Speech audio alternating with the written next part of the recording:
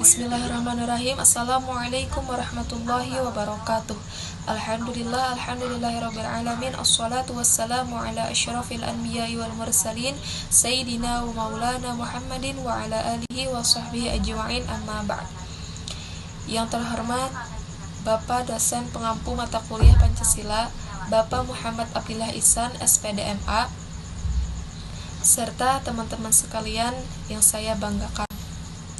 Kami dari kelompok 7 beranggotakan Alfiah Hidayah, Radia, dan Rabiatul Adawiyah. Di sini kami ingin membawakan makalah kami yang berjudul Hakikat Sila Kemanusiaan yang Adil dan Beradab. Baiklah, memasuki materi yang pertama yang akan dibacakan oleh saudari kita Rabiatul Adawiyah. Kepada Rabiatul Adawiyah dipersilahkan. Baiklah, memasuki pembahasan yang pertama, yaitu pengertian hakikat Pancasila. Pancasila sebagai salah satu dari 4 pilar kehidupan berbangsa serta bernegara. Selain Undang-Undang Dasar Negara Republik Indonesia tahun 1945, Negara Kesatuan Republik Indonesia, dan Bhinneka Tunggal Ika sejatinya harus serba hadir menyertai perjalanan maupun pergaulatan bangsa Indonesia. Namun realitas justru menunjukkan betapa Pancasila kian diabaikan dan dilupakan. Akibatnya beragam masalah kebangsaan pun silih berganti.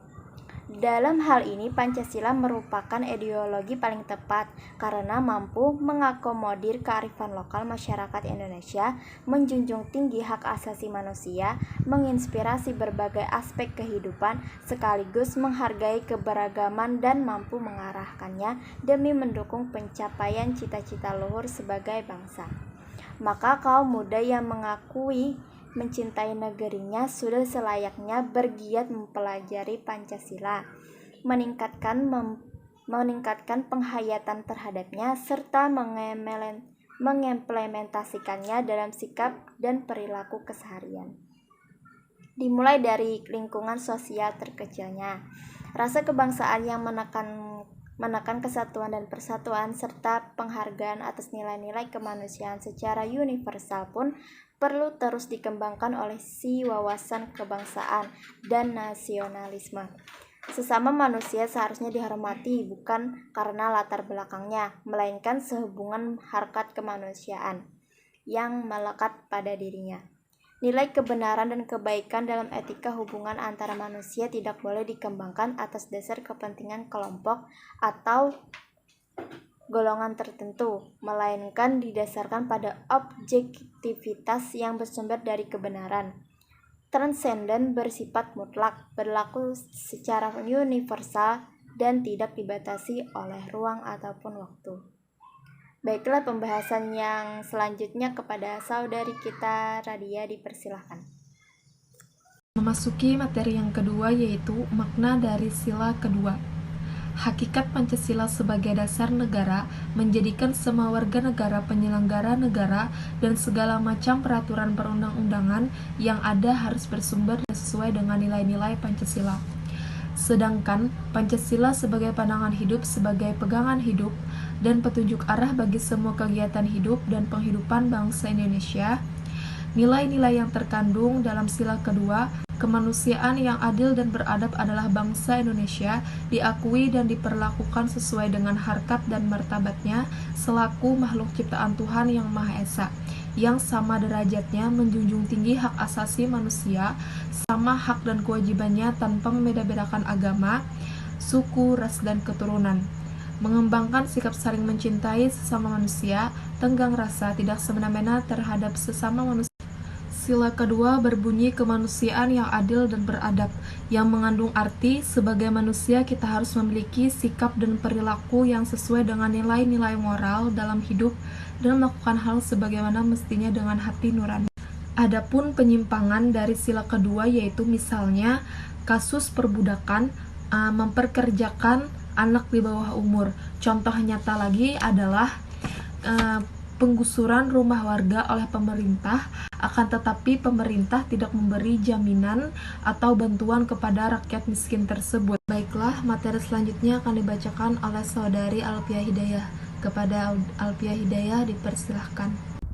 Baik, Selanjutnya saya ingin menjelaskan materi mengenai penerapan sila kedua. Sistem politik di Indonesia adalah demokrasi. Demokrasi merupakan tatanan hidup bersama dan dalam bentuk pemerintahan di mana semua warga negara mempunyai hak sama atau setara. Dalam demokrasi, semua warga negara mempunyai kebebasan berpolitik, sosial, budaya, dan ekonomi. Dalam demokrasi mempunyai prinsip internasionalismenya, yaitu humanisme atau kemanusiaan. Apakah masyarakat kita sudah terbuka, transparan? Disebut transparan biasanya untuk mengatakan keterbukaan. Apakah masyarakat Indonesia sudah menampilkan keterbukaan? Internasionalisme belum sepenuhnya menjadi bagian mentalitas bangsa. Dengan internasionalisme bukan dimaksudkan bukan sekadar pergaulan di dunia internasionalisme, melainkan meminjam gagasan Soekarno dalam pidatonya 1 Juni 1945, dan Soekarno meminjam prinsip internasionalisme yang digagas oleh Gandhi bahwa internasionalisme ialah humanisme. Pemegangan secara kokoh prinsip-prinsip kemanusiaan universal dalam tatanan hidup bersama. Jadi, menerapkan kemanusiaan yang adil dan beradab, yang pertama yaitu dengan cara melindungi hak asasi manusia.